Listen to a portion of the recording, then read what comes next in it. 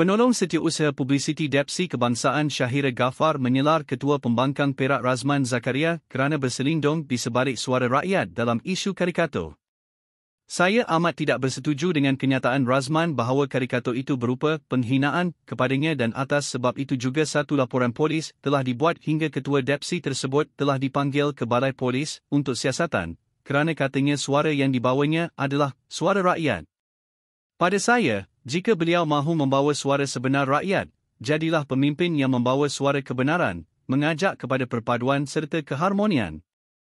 Ini kerana rekod beliau sebagai ahli politik dari Parti PAS sememangnya tidak menunjukkan ciri-ciri pemimpin yang membawa suara tulus hati rakyat.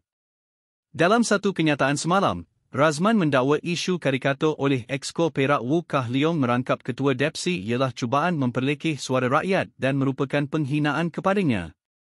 Saya sedar, dalam arus politik hari ini, teguran yang tegas terhadap kelemahan kerajaan seringkali dibalas bukan dengan hujah, tetapi dengan ejekan. Karikatur saya digambarkan sebagai badut, bukan sekadar satu penghinaan kepada saya secara pribadi, tetapi satu cubaan memperlekeh suara yang saya bawa, suara rakyat. Syahira turut membandingkan tindakan yang diambil oleh Razman berbanding dengan para pemimpin DAP dan Pakatan Harapan dalam bentuk 4 soalan. Adakah karikatur badut yang dimuat naik beri kesan besar kepada rakyat, dibanding dengan dakwaan palsu Razman pada tahun 2017 terhadap Lim Guan Eng yang kononnya Lim menyokong larangan pemakaian tudung bagi pekerja-pekerja hotel? Razman kemudiannya diarah bayar RM250,000 oleh mahkamah kepada Lim kerana kesannya membuatkan Lim dilihat sebagai anti tudung dan boleh menimbulkan kebencian dalam kalangan masyarakat terhadap bekas Ketua Menteri Pulau Pinang itu.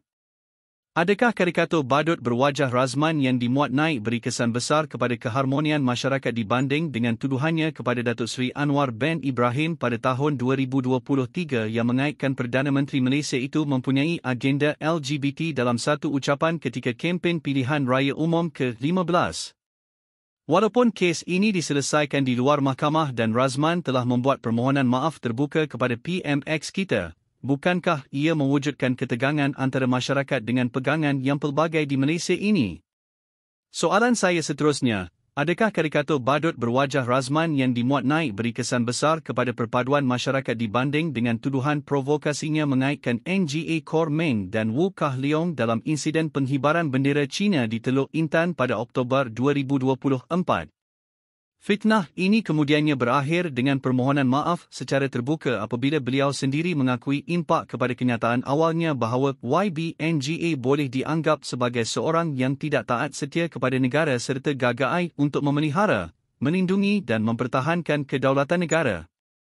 Soalan terakhir daripada saya, adakah karikatur badut berwajah Razman beri kesan besar kepada kesatuan masyarakat dibanding dengan satu seruan berbau perkauman yang dibuatnya pada Oktober 2024 apabila menggesa mereka yang mata, kulit dan darahnya seperti dirinya untuk bersatu susulan insiden yang sama di Teluk Intan?